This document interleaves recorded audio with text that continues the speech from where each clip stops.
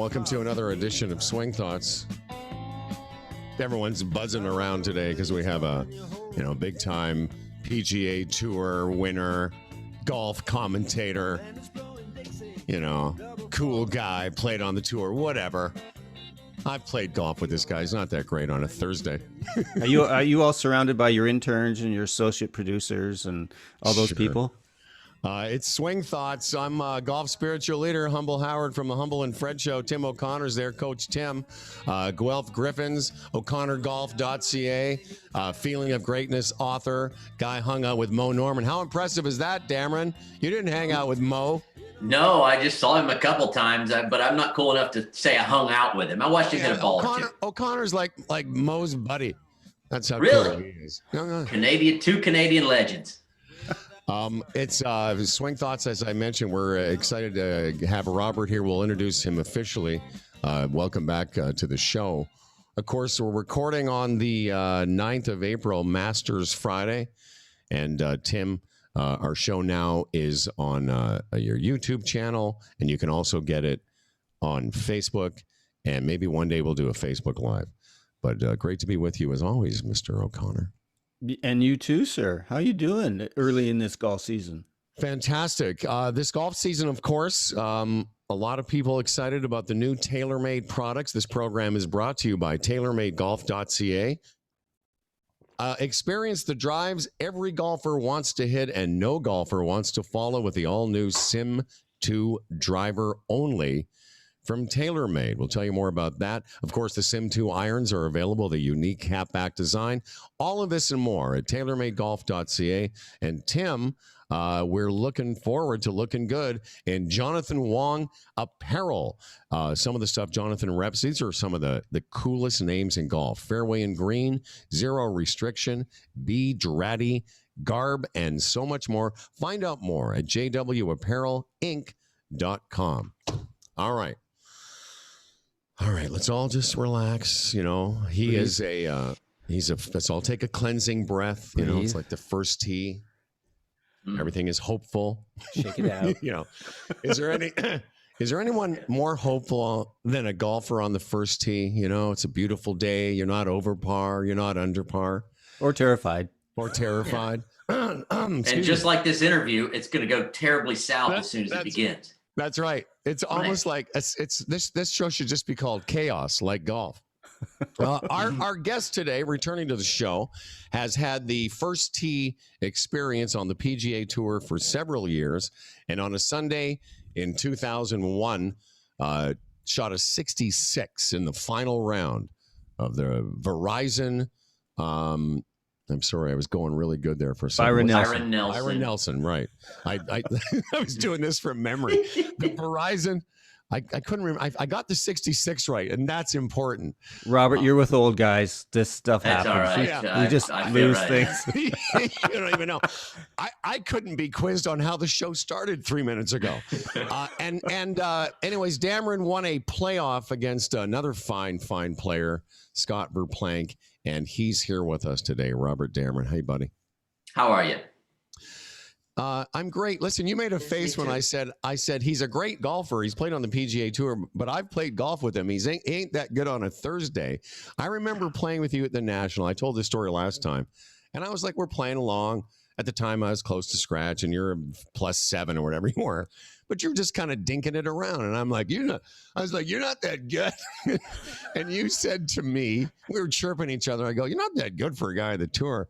And you said, I said, I may not be that good today, but I can shoot 67 playing with Greg Norman, and you couldn't. I went, good point. Oh, nice. I'm glad you remember that. That thing seems a little arrogant to me. You know what I remember of that day? You sneaking up behind the fella, and I don't remember his name, but he was the drummer for Triumph. That's right. And you kept saying things to him, and he can't hear because he's been drumming on him. And you kept just saying the worst things to him, and he had no idea. And we're all laughing behind his back. Poor guy, he probably got that a bunch. And he's a good player too. No, Gil Moore is another buddy of mine from Triumph. Yeah, exactly. His hearing was so bad that you never had to be quiet during his swing because he had no idea. Robert, obviously, one of the questions we asked you just in the pre-interview there is about the Masters. Mm-hmm. Now, why don't you tell that story about winning a tour event in 2001, and of course, you're excited because you think, oh, I'm going to play the Masters. That is the one thing you hear a lot of first-time winners say, wow, my invite to the Masters. And if you win a tournament, it's been that way since, when I was a little boy. I knew that was one of the big perks, along with the cars and the ladies and all the big, glitz or whatever, of course. Yeah. Well, some other people, they're just stories. But anyway, yes, in the end of the 2000 tour season, the Augusta committee chairman decided, you know what, we're not going to allow winners in per se. It's just going to be off the world rankings, a couple other things, top fives in the other majors.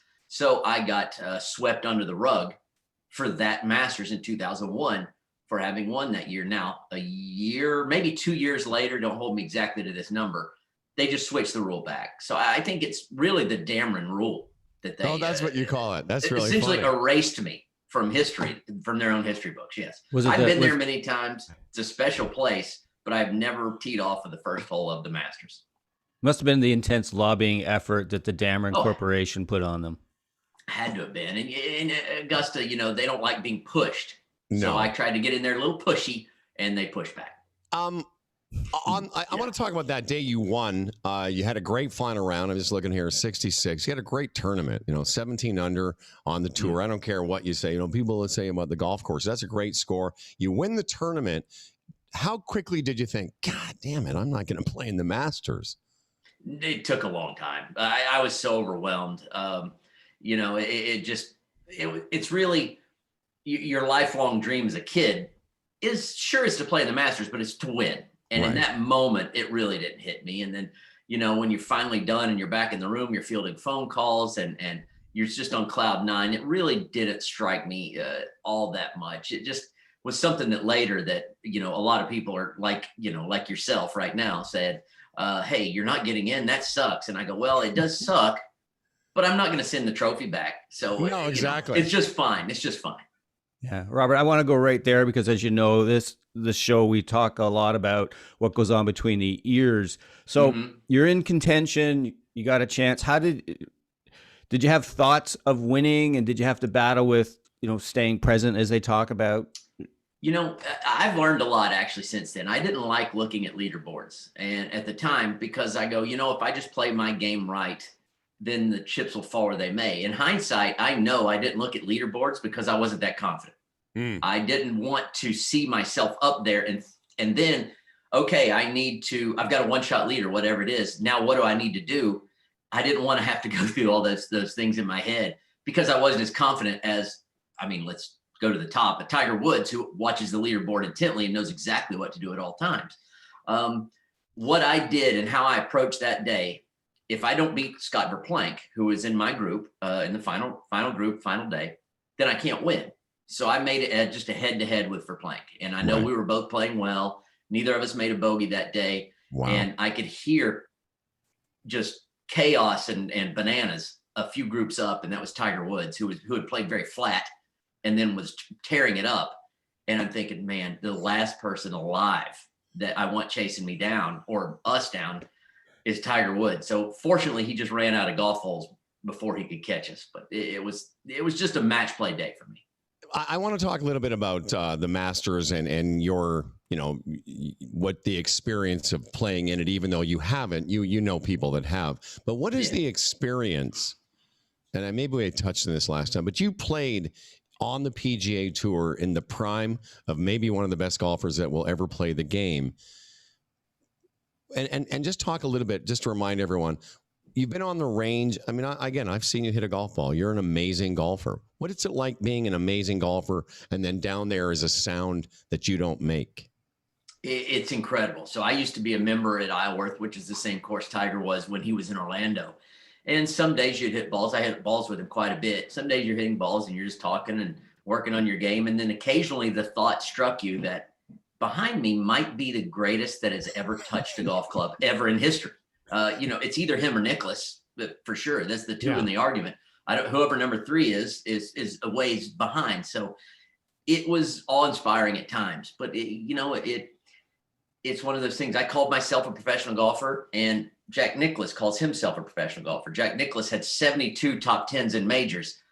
I didn't have 72. I had 19 top 10s total in my career. So it's almost unfair for me to say, oh, we have the same job. That's why, what's funny is that statement or what I just said is what made me a little more skeptical of doctors, because now if I get sick, I try to get the best one. Because I don't want the Robert Damron doctor. I want the Tiger Woods doctor. They're both doctor. But I want, no, I don't want the scrub. You don't want the guy that won once. You want the guy that's in the Hall of Fame. There's an ocean of talent between A and B, and I don't want to be operated on under anesthesia. I don't want the Robert Damron of doctors either. No. I mean, what were you going to ask? I was going to ask, well, what was it like being in tour events with what arguably is the greatest player ever to play, and contrast that to, you're playing up against, say, other great players like Ernie Els or Sergio, but you got Tiger in the field. What impact did that have on players?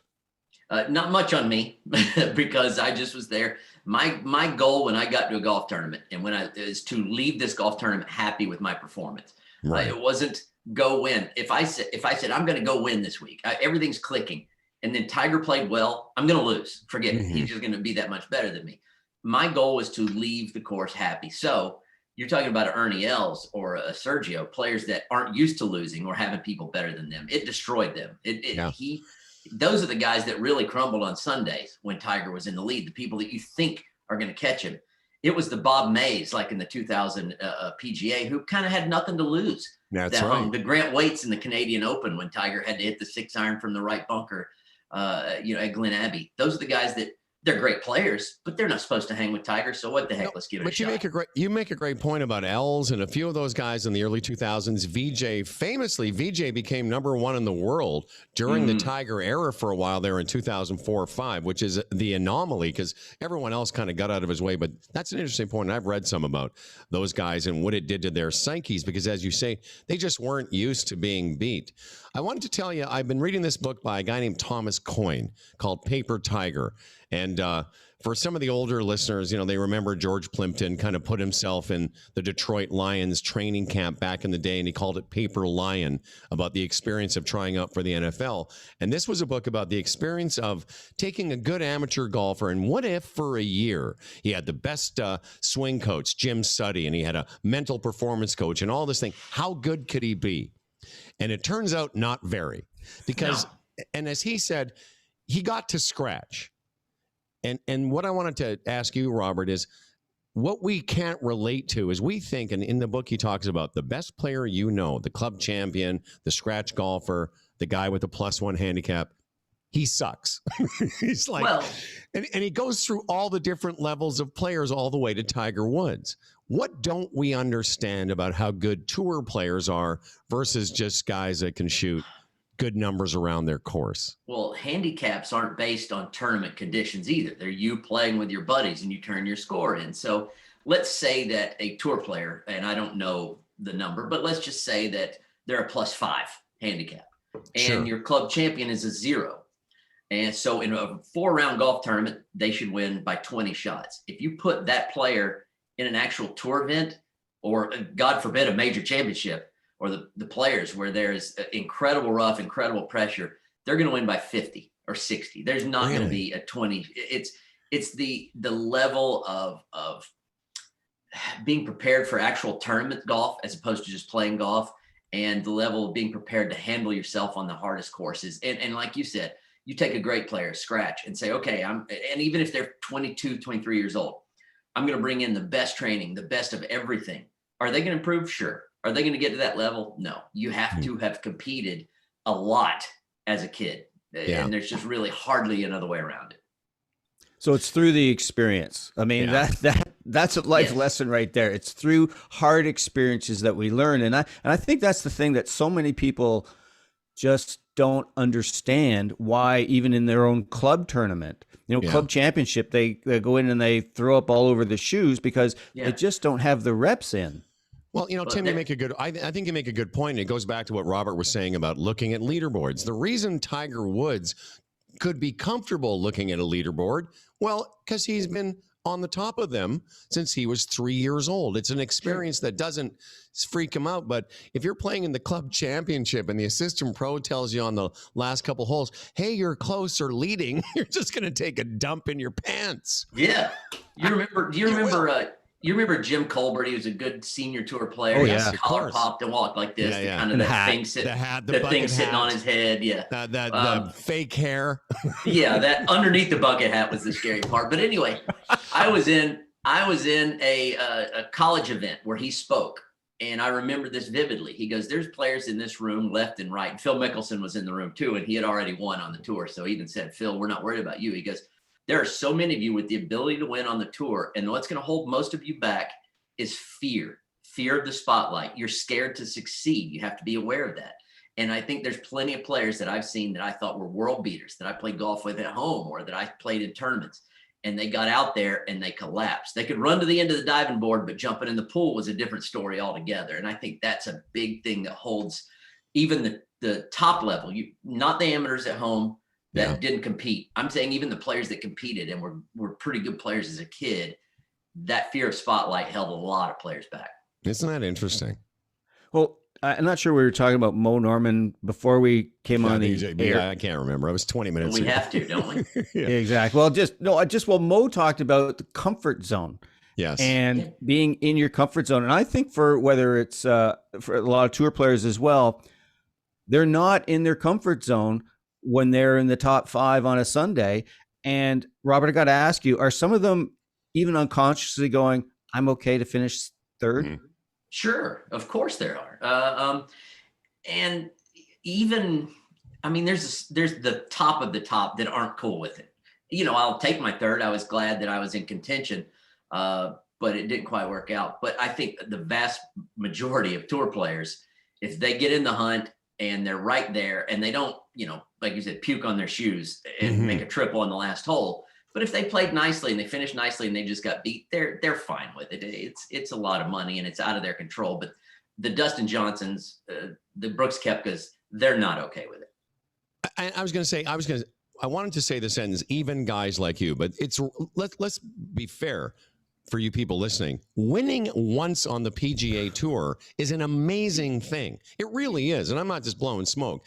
It as a geek around the game, you know, there are lots of guys that'll play you know, Tony Finau is an amazing golfer, but how do you explain the guy has won once? Well, I think we're explaining it. Sometimes certain people get nervy when they're in contention. I wrote down something, you know, Robert's a very funny guy. I know lots of guys that are very funny, but there's a difference between being funny and doing stand-up. Because when I go on stage, it's, you know, it's like if everyone could, if it was easy, everyone can do it. Lots of funny people that I know can't make the leap to the spotlight because it's a different thing. It's like there's tournament golf and then there's golf. When you stand up in front of people, it has a different feeling inside your body than it does being funny with your buddies at a party.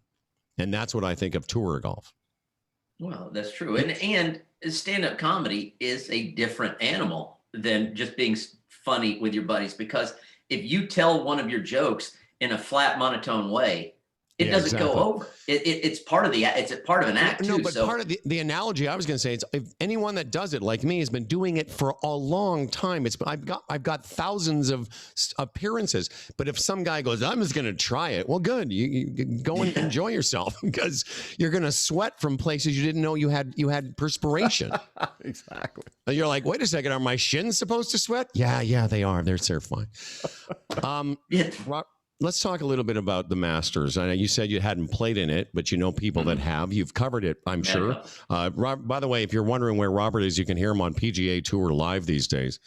What's the experience like of playing in it from your perspective, and what's it like playing Augusta? Augusta is all it's cracked up to be. You know, the first time I got there, I almost didn't want to believe this. I don't want to call it a religious experience, but a holy place for golfers. St. Andrews and Augusta, that's kind of it. Maybe Pebble Beach. So I wasn't sure about it. And then outside the gates, it's just a little town, Augusta. It's, you know, there's a Kentucky Fried Chicken and Chipotle down the street. But then when you pull in and go up Magnolia Lane, it is something awe-inspiring. Just the amount of effort put into making every detail perfect. It is incredible. And it's a moving thing. And then to get to play there, part of you is scared. Am I allowed to walk on this side of the fairway? Is somebody looking at me if I, have to blow my nose? You do feel a little intimidated. Am I allowed to walk on the grass, or do I have to walk over to the cart path? Do I have a hair out of place while we're eating dinner? Those kind of things enter your mind. No, never at Augusta. Are you crazy? Oh no, you can't. You're out. Now you're never getting there. Just for saying. You fart greens, dust. It just turns to dust. They would call it. They change it to like organic wind or something crazy. It's like, remember that you can't call it mud on the ball. It was organic material in the last ball. They're beautiful people. They really are. But it's an incredible place. Well, talk about from knowing your friends and fellow competitors that have played it. But so how did you play the first few times, or the first time you played it? Did you play okay? No, it was cold. We were goofing off, and I was sore. And I remember, loving it, soaking it all in. But as far as keeping a score, thank God I didn't do that, because it would have been ugly. It would have been up in the, bad place. So Robert, I was fortunate enough. I covered 7 Masters as a journalist, and one of the things that you hear it over and over again, that TV just does not convey the contour and the change in elevation. But what did you find in terms of the greens? I mean, yesterday Augusta played really hard. Explain to us a little bit about what it's like trying to hit to those greens and those. You got to hit that section, or you're going to roll off or something. That's it. Most of them are huge. So you think, well, hitting the green is not that big a deal. Well, guess what? Where the flagstick is, yes, it's on the green, but there's a little portion to hit it to. It's not like you can use any part of the green and just walk up and 2-putt. And then you're factoring in the misses. Where is the best miss? Where's the place that if I don't pull this shot off perfectly, that's going to leave me a reasonable shot of just getting away with par? That is why there's so much strategy to the Masters, and that's why, since Fuzzy Zeller, no one's won the first time they played there. That was 79, I believe. It is a place, of course, of experience. We've seen it with a lot of the great players win this. Nicklaus and Tiger and Palmer win this event far more than even the other majors they win, because this is a place where other players need to gain the experience that they have, and they're just not going to do it. You know what? When we hear on this show all the time, mental performance people, good players, professionals like you, talk about where's the good place to miss. And maybe could you take a second and talk us through that? Just what does that mean? Do you mean like, we all know the hole. So if you're hitting into 18, let's say you're in the middle of the fairway, maybe you're by that bunker. Are you intentionally hitting it to the right side so that if you miss, you're in the bunker? Like, is that what playing your misses mean? Partially, yeah. It's where's the worst place? Okay, short-sided, or there's water left. Right. So that's why. Okay, so let's say on 16, where the Sunday hole location's at the bottom, you rarely see someone just playing right at it. They always play the slope, because that gives you more room for error, essentially. But it's not erring towards the water. But I'll tell you something, a story that floored me, even as a guy that's been around this game forever. And it was at Q School in probably 2008, which was unbelievable that David Duval was there, or 2010 maybe. And he was the former #1 player in the world. And we're talking about strategy on this course. And he goes, I just aim at the middle of every green. And from there, I know I won't make many bogeys. I'll birdie some par 5s, maybe make a putt or two. And 67, 66, I go, you're full of it. I watched you on tour. You're the best in the world. You shot 59 at Bob Hope at the time. I go, you weren't aiming at the middle of the green. He goes, I aimed at the middle of every green every time.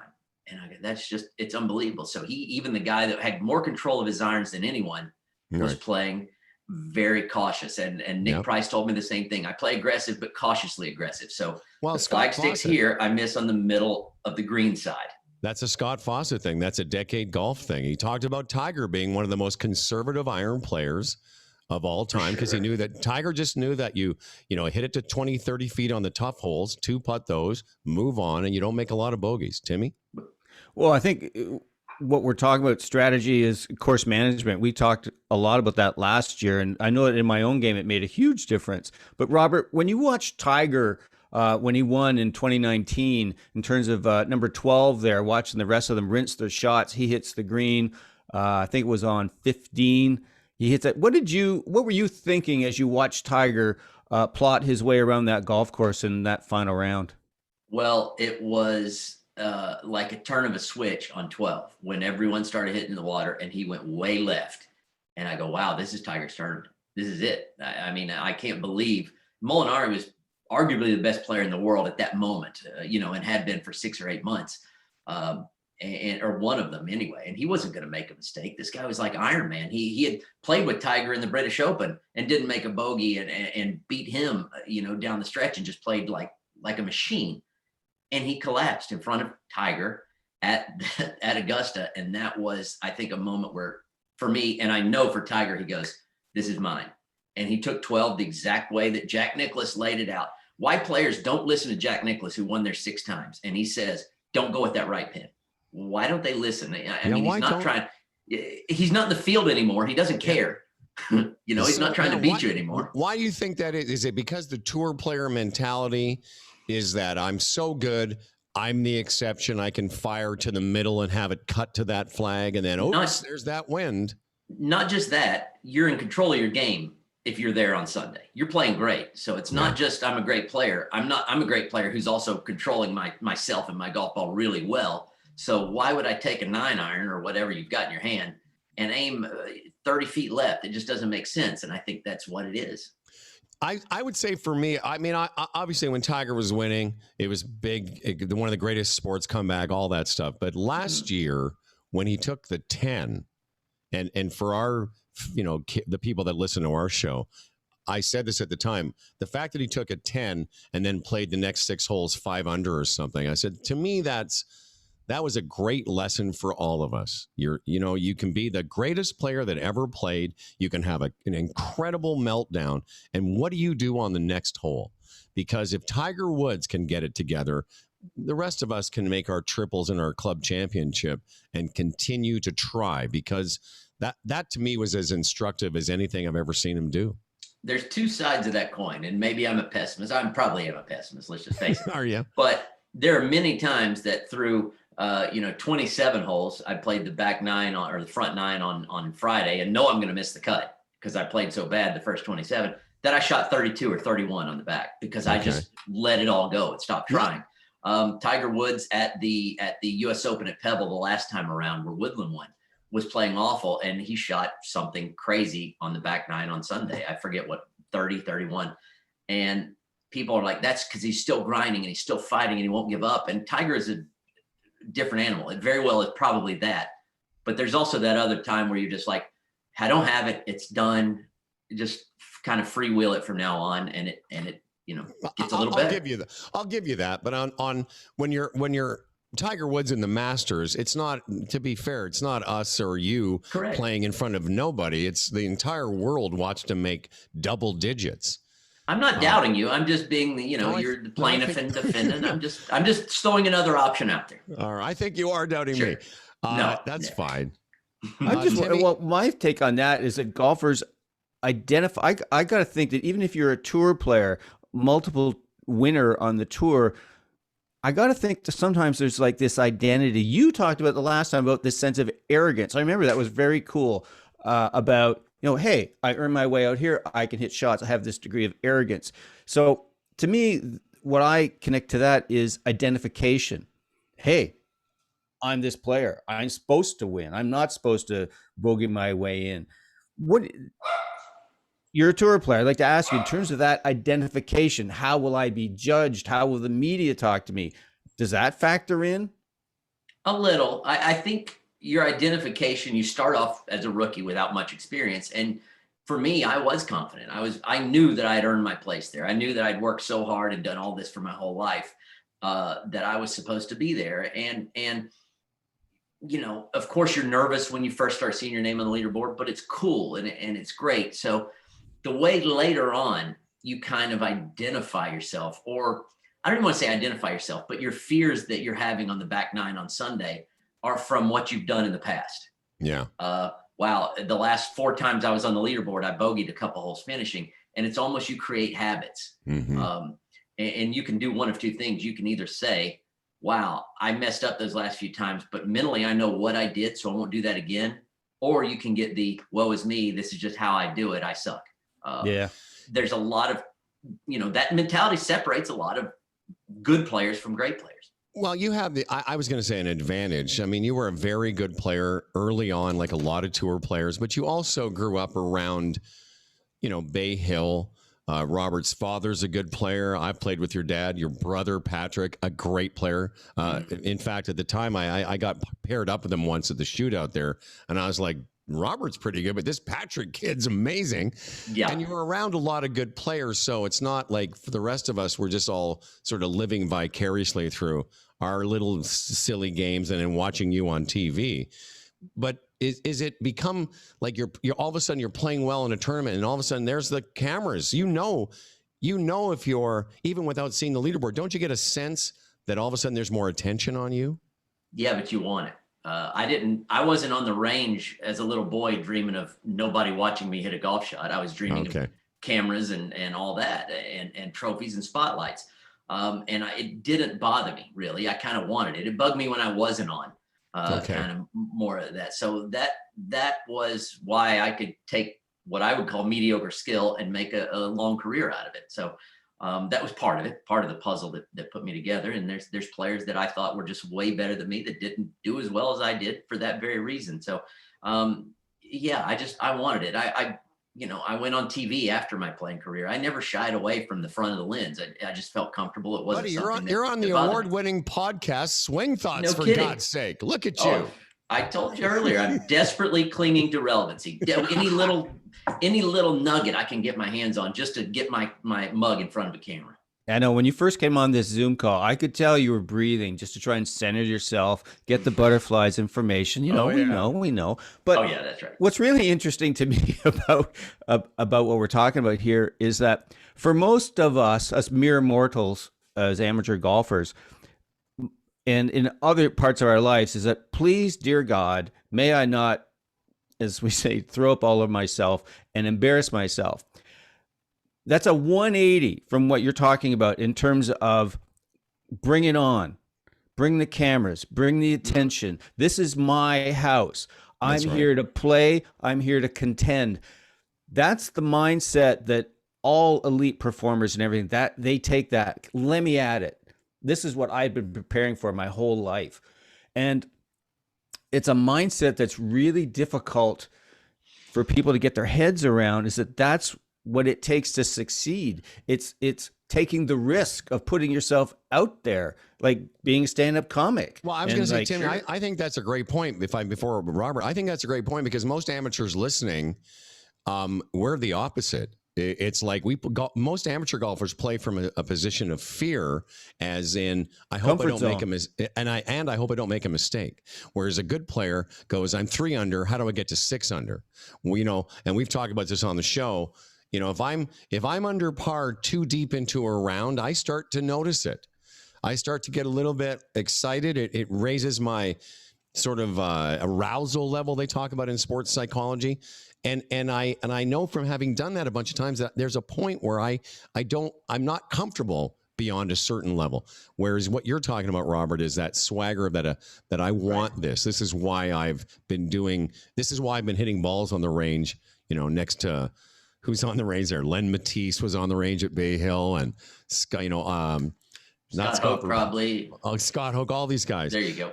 Listen, before we let you go, I'm going to just put on here we go. Hang on. A tradition like no other. As we say goodbye to Robert Damron, let's just talk a little bit about the 2021 Masters. Live from the Zoom room of Swing Thoughts, I'm Humble Nance, along with Sir Tim O'Connor, and I guess who would you be? Novelo? I don't know. I'm the guys they kicked out, the Faraday or McCord. McCord, yeah. Swing Thoughts, a podcast like no other. I miss McCord. I miss Faraday. Anyway, what about just give us a quick couple of minutes of Justin Rose went crazy yesterday, shot 7 under. I know it's 7 under was like 10 shots below the field average. What do you expect for this weekend? Well, he's been playing lousy going into this, and he was 2 over through what, 7 holes? Yeah, finished 9 under the last. 9 under the last 11 or 12. I mean, cheese and crackers. You're just not supposed to do that, and it's unsustainable. He's not going to go out and win, but he's not going to do Tiger Woods at 2000 U.S. Open and win by 15. He's been hurt. He pulled out of Bay Hill playing with Rory on, I think it was on Saturday, and it's a MasterCard event, and he's a MasterCard guy. He would have never, ever, ever pulled out unless he was really, truly hurt. So I have a lot of question marks for him. My biggest takeaways, again, being a glass half empty guy, I guess, DeChambeau and McIlroy. I had expectations, 2 of the best drivers of the ball. We know how important driver is at Augusta. Rory especially has all the experience out there as much as almost anyone. Bryson leaves no stone unturned, trust me. And man, they flat struggled. Flat struggled. It really was surprising. I didn't, expect them to do what Justin Rose did, but now they're so far back from Rose. It's almost, with 54 holes to go, it's almost done.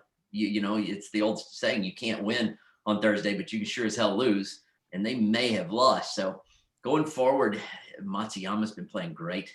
He's been playing just great. But Patrick Reed scares me. He's up on that leaderboard. He's the guy that's not scared of the spotlight. As a matter of fact, he thrives on chaos more than any probably athlete I've ever seen in my life. He's an awesome guy to watch. But it's going to be fun. I mean, weekend at Augusta, watching some of the best players beat their brains out, and the course is not playing easy.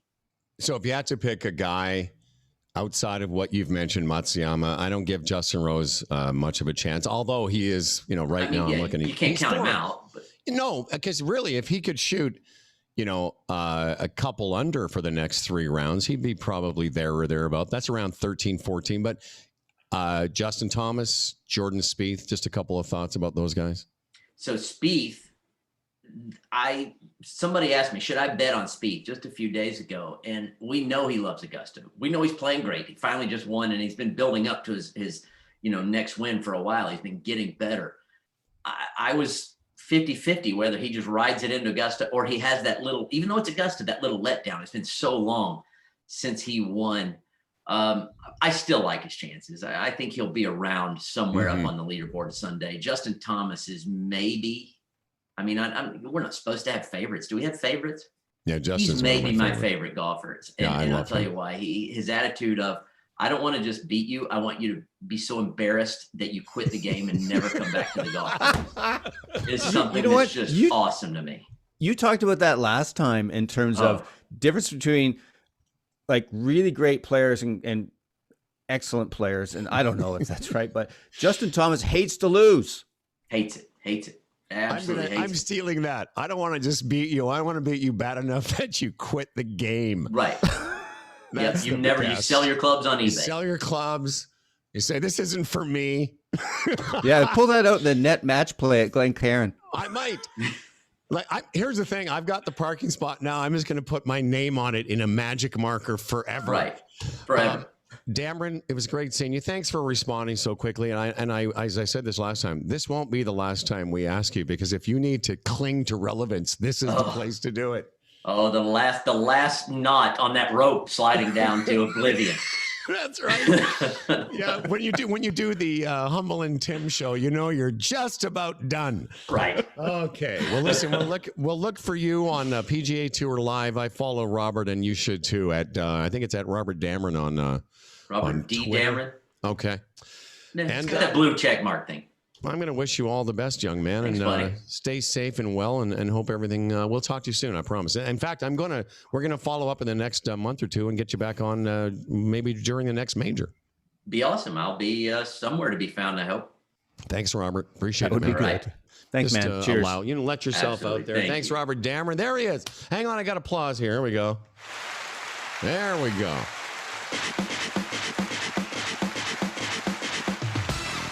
I have a new toy. That is lovely. This show is brought to you by TaylorMade Golf. And Jonathan, I want to make sure I get this right, because I don't want to screw it up. Jonathan Wong Apparel, right? You got it. Jonathan Wong Apparel. I can't wait to be decked out in these clothing. Royal Albatross is the line of shoes that he reps. Oh, I'm so jazzed to get. Dude, you're going to be, honestly, the thing about us, we're going to look too good. People will be like, what's wrong with you guys? And of course, TaylorMade. Now, because of the pandemic, and it's just universal with golf apparel, golf business, everything is backed up. I sent you that note about when. Sorry, I'm just trying to find the script here. Oh, the TaylorMade stuff is all TaylorMade backed up. stuff is back ordered, right? And I'm hearing that everywhere in golf, anywhere in manufacturing, anything that's made with this thing called steel. Yeah. So I know you got fit for different stuff, but I got driver 3-wood hybrid, 3 wedges are coming, and a new Spider putter. But yesterday I picked up the hybrid, the Sim 2 hybrid. And I am a big hybrid fan. TaylorMade makes some of the best ones that there are. Anyway, when you're over 60, you should be a hybrid fan. I got news for you. I think my next set of clubs, like I've gone down from 2-iron. I had a 2-iron in my bag when I came back to golf in 2013. I had a really easy to hit Tommy Armour 2-iron. Then I got TaylorMade stuff, and I had a 3-iron. I had a gapper. I was still hitting long irons. Now my longest iron is a 4-iron. But I want to say this. I might go to a 4 hybrid. And I know that sounds weird to a lot of people, but they're so much easier to hit. Like I like a 4-iron off a tee, but I rarely will hit 4-iron off the fairway. My point about this hybrid is I got it yesterday. I played yesterday, and it's hard to imagine an improvement over the Sim, but there's a feeling of, I don't know, more of the weight in the head, maybe. I'm not a technical guy, but that just feels better. So I don't want to scare you off. If you go to your retailer, there's TaylorMade product there. Check out the new Sim stuff, Sim 2 drivers and 3-woods and hybrids. They really are something. And more information at taylormadegolf.ca. By the way, I saw something you put up on social media. It was a string. I just read it briefly of you talking about Mo and a CNN documentary. I want to ask you about that. Or a CNN story. Yeah. Ben Morse, who's a reporter for CNN, located in England, got interested in Mo. So he tracked me down. He interviewed me and Todd Graves, who teaches Mo swing in the Graves Golf Academy. And yeah, they put this nice little feature together that ran this week, given that it's kind of Holy Week for golfers. And it was quite nice. Got to talk about some of Mo's history, best ball striker, why didn't he become a star, all that kind of stuff. So yeah, it was really nice. And it's funny. I thought that it would just maybe show in the UK or something, and it showed, I guess, all over. So it was pretty nice. It showed, didn't it? Did it show? Is there an industry word there that I'm missing? No, that's fine. I just thought it was cute the way I said it. It showed. It showed it was on that thing, the TV. It was on the box. Hey, Ma. It was on the television, on the magic speaking box. I looked at the article. I haven't had a chance to. I just skimmed it because I knew we were going to see each other today. And somebody asked about the picture of the 4 guys watching Mo hit balls, and who was the 5th guy in the picture. So it's Couples, Price, Faldo, and Ben Crenshaw watching Mo at the National. And I have a story about that. But did you ever find out who that? Because I looked at the picture thinking I might know, but I don't know. Did you? That 5th guy? Yeah, is that? It was a photographer who didn't get the hell out of the way. I know, it's ridiculous. He just and that everyone who looks at the picture, well, who's that guy? Was it who's a photographer? And so yeah, these days we use some kind of software to get him the hell out of there. That's really funny because it's this iconic picture of one of the best ball strikers that ever played golf, and 4 of the biggest names in golf mesmerized by him, and some doofus is just sitting there. What do you call that? Photobombed? Yeah, he photobombed it. So I think I've told the story on Swing Thoughts before, but excuse me, for about 3 years, I hosted the Export A Skins game. I hosted it at in Tremblant, and I hosted it, I can't remember somewhere, and I hosted it at the National. So that picture, I always tell the story, there was about 100 people at the Nash that day for the Pro-Am. And I introduced Mo that day.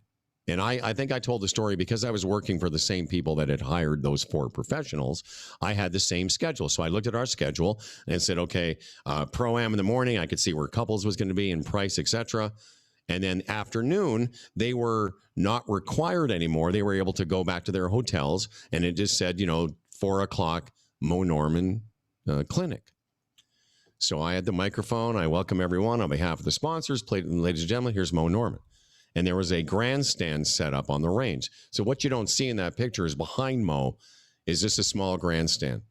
And so I introduced Mo, and I'm like everyone else, just sitting there watching him hit balls. And one by one, and none of those guys had to be on the grounds anymore. They were all could go home. One by one, all 4 of those guys came around the edge of the grandstand, and during the clinic, watched Mo for a half an hour, watched Mo. And now photobombing that aside, because that picture was staged. They came up next to him and they took that picture. But there's a picture at the National, a painting. There's a painting of those 4 guys with their sort of eyes, a wide-eyed look on their face watching Mo Norman hit balls. It's one of my favorite things when I go back. I always look at it because I was there the day it happened.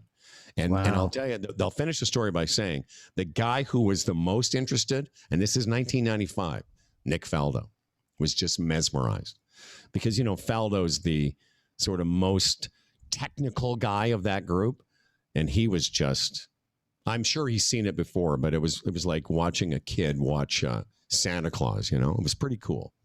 That's cool. I got to see that picture. I didn't even know that existed, that painting you talk about.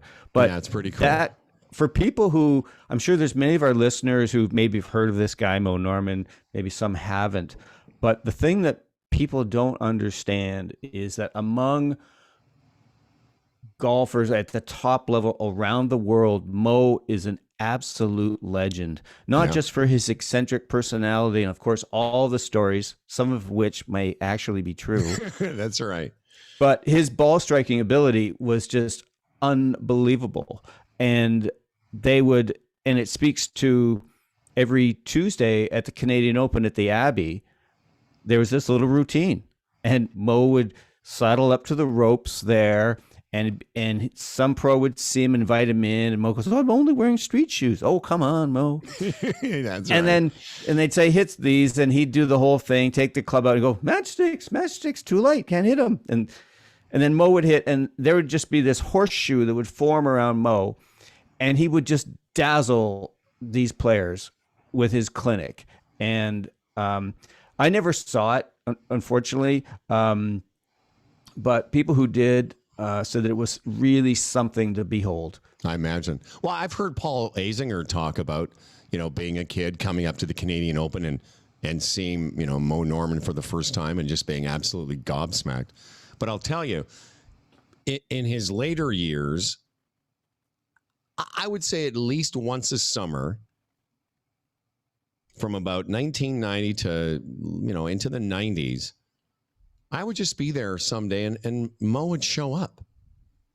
Like, it was the strangest thing. All of a sudden I'd be, you might finish your round, you're having a beer, and someone would say, "Do you know Mo Norman's on the range?"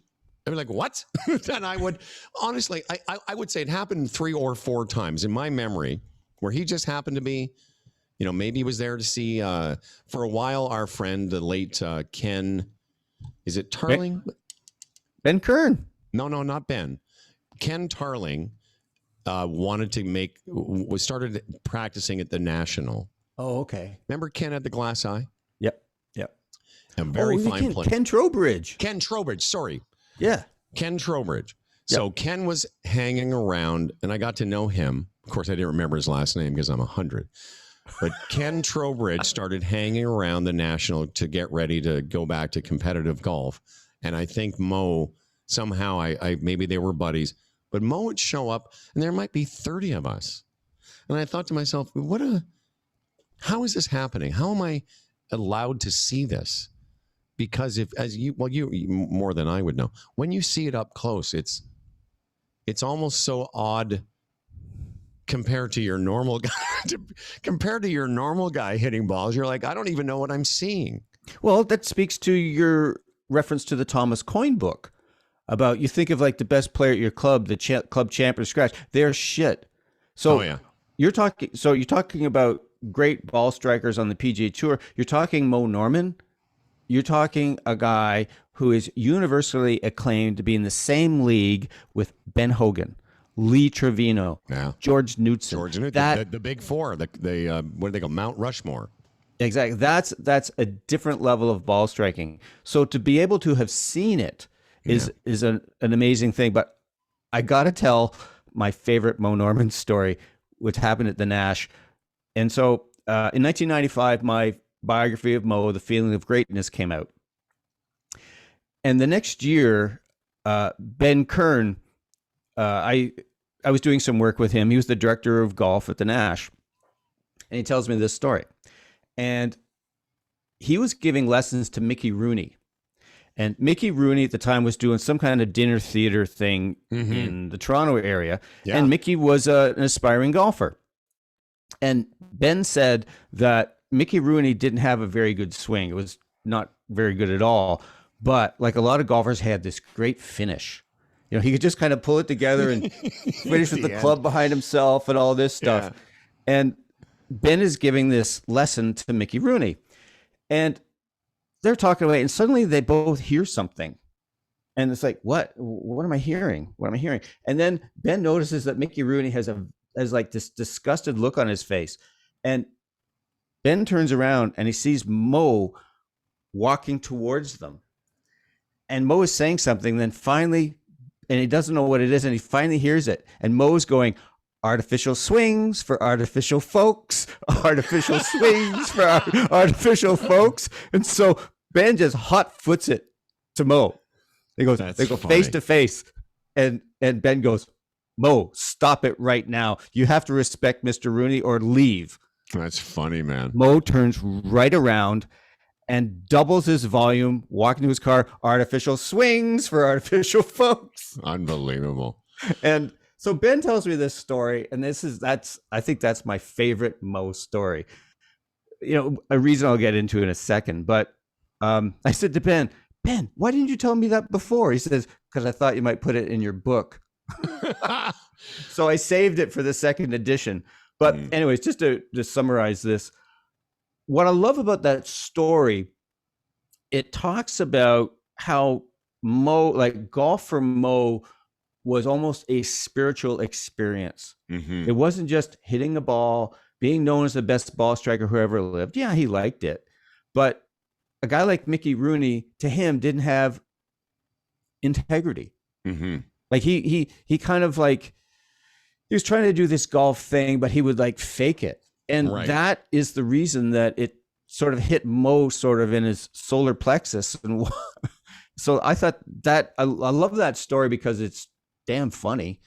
But it speaks to that other level of how the game of golf was in Mo's soul. Absolutely. I love that too. I was just thinking, you know, again, being lucky enough to play there, I knew Ben very well, and I knew, you know, a bunch of people that would show up. It was a pretty neat experience for a young golf geek like myself, especially because I grew up playing golf at the Moose Jaw Golf and Curling Club. So, you know, my perspective about golf courses has always been informed by the fact that the first course I ever played had sand greens, and I was a member of the National. So I've got a bit of everything in between. And that's why when guys complain, oh, these greens are shit, or this golf course sucks, I'm like, well, it's way better than the one I played in Moose Jaw, you know? And maybe not quite as good as the Nash, but the other thing that made me laugh is every once in a while, you'd go into the locker room and Eddie Shack would be there having a shower. For a while there, Eddie would just be like, because he knew somebody and he was like on his way to an event, he would stop and have a shower. Lee Trevino, you mentioned, there's two quotes I want to finish with this week, because we're done in about 10, 15 minutes. But Lee Trevino, Again, one of the four horsemen of the golf apocalypse. Lee Trevino, people used to sort of not make fun of his swing, but he didn't have a traditional motion like Mo. Ben Hogan got his own thing. George Knudson had his own thing. But Lee Trevino's quote was, "I wasn't trying to learn to make perfect swings. I was trying to learn to perfect my swing." And I thought, wow, that's a great lesson for all of us. Even though all of us think, wow, there's something wrong with my swing. If I could just do this one thing, then I would be great. But the fact is, we all have a swing, especially those of us that are this age and we've been playing this long. I like working on things a little bit because it's always could get a little bit better. But that thing about him saying he was just trying to learn to make his swing better, I thought that's pretty interesting, because in the 70s there, Lee Trevino didn't have the same, cachet as, say, Nicklaus and Palmer, but it turned out he was a better ball striker than all of them. Oh, absolutely. And well, Lee Trevino, a forceful personality. You don't go from living in a house with a dirt floor to winning on the PGA Tour unless you have a very, iron constitution and a strong belief in yourself. Sure. Absolutely. But that speaks to this thing that we get sucked in through golf culture about trying to do it right, match whatever you read in Golf Digest or YouTube or whatever. And you can still learn a ton of great stuff through that. But as our friend Carl Morris says, it's what do you own yourself? It's your swing, your motion, your golf shots. And I think that's where a lot of people, back to Mo here. We'll talk about a very different looking swing. I mean, even when Mo was just coming out in Ontario in the 50s, people would look at him and go like, you can't hit it that way. Mm-hmm. You got your right hand right under the grip like that. You got this big wide stance. You got your arms extended like that. No one hits it like that. Well, Mo Norman made it work for him. Well, does that work for everybody else? Don't know. Well, but here's the thing: is it could, but what you're saying about what people said in the 50s.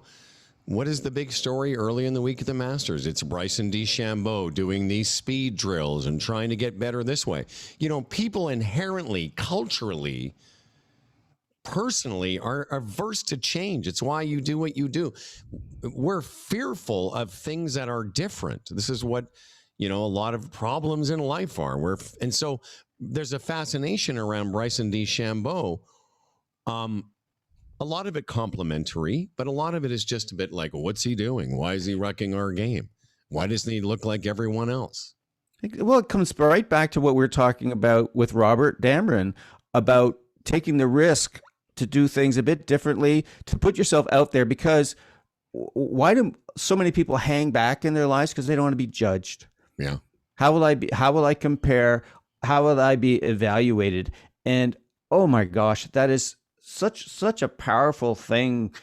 And it's so natural. I mean, we're social beings. Yeah. We want to fit in with everyone, and to be viewed as weird or something, that takes a strong person like a Trevino, like a Bryson DeChambeau, to go against that and to be like, okay, I'm doing this thing differently. You can laugh, whatever. I was going to say, imagine most of us, and this was kind of Mo's experience at Augusta, but, there's Monday and Tuesday on Live from the Masters, and everyone's talking about DeChambeau doing these drills, and there's a great shot of Vijay Singh looking in and watching him do his work. Most people would shy away from stepping outside of the establishment. But I want to read you a quote from this book I've been reading, this Robert K. Winters book called Mistake-Free Golf. And again, we don't love the title.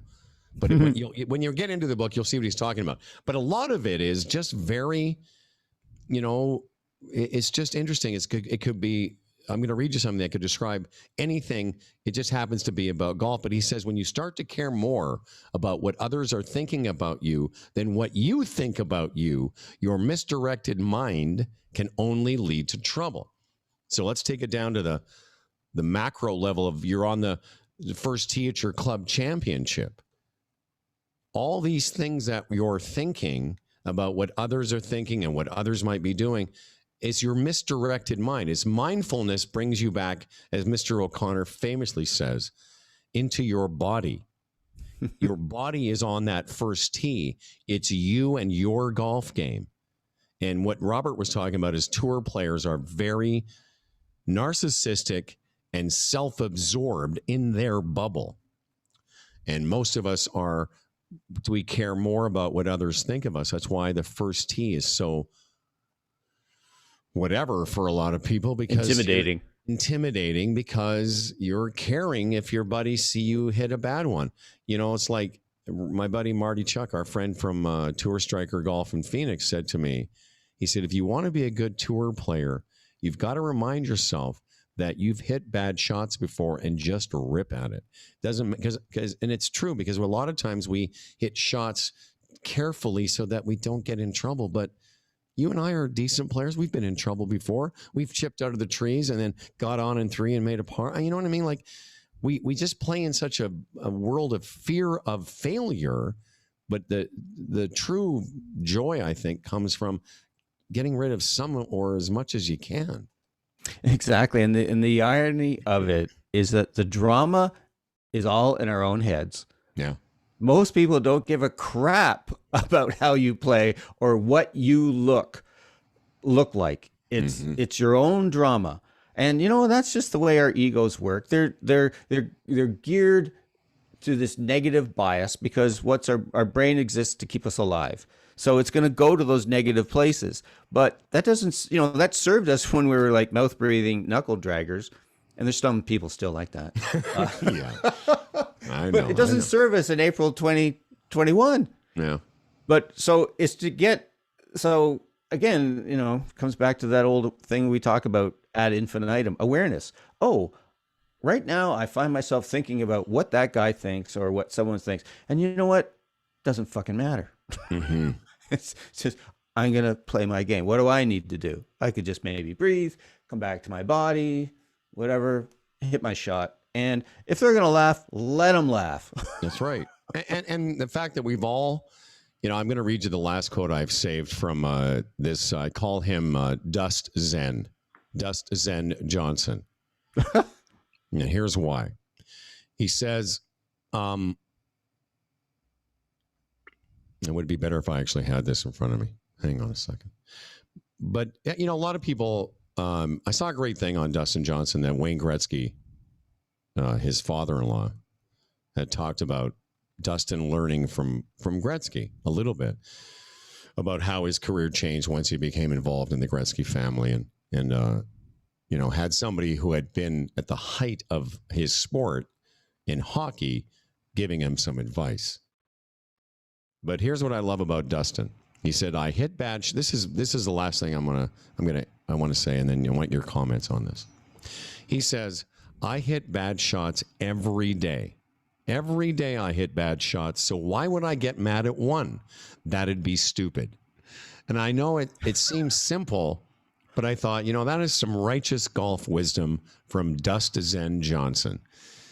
And it made me think, if you can.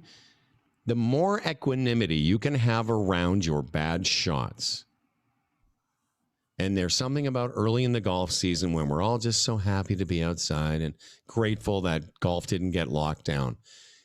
You know that if you're playing this weekend, you're going to hit a series of bad shots. So why would you get mad at one? And you do it. By the way, I'm going to hit bad shots every day I play until it snows. Your thoughts, Mr. O'Connor? Well, it's so cool. The attention, I think there's a greater understanding of Dustin Johnson now, rather than just, he's not the sharpest, light on the tree or in your drawer or whatever. But I think people are starting to see how smart this guy really is, in that very clear, concrete way. Like just the way he said that, to worry about that would be stupid. I mean, that's brilliant in its simplicity. I love it.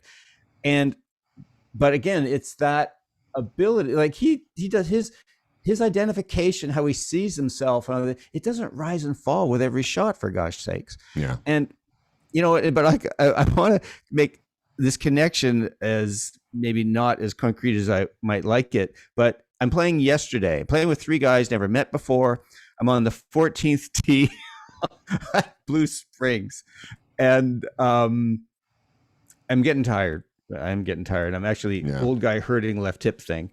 And That's right. I hit the ball as dead left as I ever could off that tee. I almost missed the parallel fairway number 6. And I just said, that just happened. And, they didn't care. They just wondered, are we going to get this round in before we run out of daylight? But I was kind of proud of myself for not thumping. Like, it was the worst tee shot I ever hit off that hole. It was almost like, Ian Baker Finch at St. Andrews, almost missing like a 400-yard fairway. Funny. But that was your line, actually. That just happened. Just happened. I don't know. It's just... I was just able to, I kind of laughed at myself a little bit for hitting it that badly, but I was kind of laughing, went, okay, I didn't live and die with that. Well, no, I love it. And I think that's such a instructive, the idea of not just being okay with hitting a bad shot, but expecting it and not. What I loved about what he says is, I hit them. That's Dustin Johnson is the best player, according to the official World Golf Rankings, the best player on the planet. And he's not stressing out about bad shots. And now the pessimist might say, well, that's easy for him to say because he knows he's going to hit good shots. Well, guess what? So are you. That's the other thing. And our friend Ed Collins said that to me several times. He said, at your handicap level, you are going to hit world-class shots in every round. So just be comfortable with that. Now, he's being nice, and maybe they're not world-class, but I've played some golf early in this season. I've played some nice golf. I've hit some squirrely shots. I've 3-putted a couple times. I 3-putted 3 times yesterday. 2 of them were 70-foot putts. And I did them consecutive holes. One hole, I hit a beautiful swing, but I was 70 feet short, hit the wrong club, but it was a nice swing. And you're going to 3-putt that. Next hole, I hit a good shot, beautiful swing. It was too far, 70-foot putt. But then I birdied the next hole after that because I was able in my emotional stability to go, you know what, that just happened. I didn't sit there going, I 3-putt all the holes. I was able to go, you know what?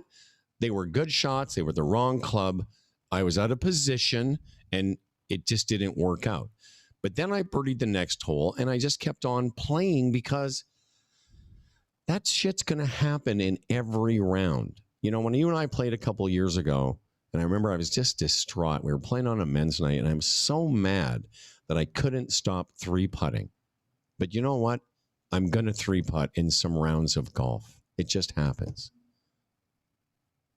Well, what this speaks to me, this connects to what we've been seeing in the last couple of months on the PGA Tour. Players are playing with a sense of lightness. We saw it in Lee Westwood. At Bay Hill, the players, he's smiling. If the putt goes in, great. If it doesn't, he shrugs it off. And I'm sure that a lot of it was just, here he is at 47, 48, and wow, I'm competing with the best in the world here. Yeah. But I do think that he's just sort of adopted this new attitude. And then I think the guy's name is Robert Diaz, Corn Ferry player, had not won in 112 starts on that tour. And Golf Digest made a big deal of this. And they said that he's, I don't care if I win, I don't care if I lose. And I remember in the headline it said something about this was a shocking declaration. I went, no, you know what? This guy's got his head screwed on right. Whether you win or whether you don't, you're still going to wake up the next day and you're going to be the same good person with the same good things and not so good things. But Jordan Spieth, when he won last week, what did he say in that post-round interview? He went into Sunday with this sense of lightness, that he wasn't going to live and die. Yeah. And I think that's I don't know. I think that's a big change for Jordan Spieth, because one of the things that always kind of, when I watched him play, there was always this kind of this electricity and get the towel and Michael, I think this is the right shot. Yes, it's the right shot. And No, he all this still stuff. does that. That's just how he plays. I guess, but I just think that overall he's not quite as mercurial, if you will. I love the fact that, anyways, he makes a triple on 9 yesterday. A friend of mine texted me this morning. On the way to 10, he sees a buddy in the crowd. Hey, Yeah. after making a triple. He goes triple, and then what does he do? He birdies the next hole. And I would tell you that my biggest takeaway from the last 2 or 3 years, especially in tournament situations, but in everyday golf, is the knowledge, and maybe it's arrogance, a little bit of arrogance, knowing that whatever has happened on that hole isn't who I am. I'm not defined by it. And that if I just don't get emotional, which is, I think it's something that we don't talk enough about, our emotional state. Because when we talk about state management, that's what we mean. Handling the emotional whatever fuckery so that you're on the first tee and you don't care that your buddies are making, whatever, because we all know that everyone has seen us hit that shot dead left or the squirrely one to the right, or like, we've said this 1,000 times. Your bad shots don't mean that you're a bad golfer. It's not a person. Golf's not mad at you. I used to think golf hated me. Dude, I gotta get going. Why does golf hate me? Why does golf hate me? I used to say that. Golf hates me today. Thank you to Robert Damron. What a great guest. We're going to get him back. We should just get him back on every major. That just should be a natural. A tradition like no other. Exactly. Everyone, happy Masters. Enjoy your weekend. O'ConnorGolf.ca. Catch up on all things Tim. We're going to post this show on Swing Thoughts on O'Connor's YouTube channel. And, of course, catch up with all the goings-on at humbleandfredradio.com. Thank you, everyone. See ya. You feel all right when you hit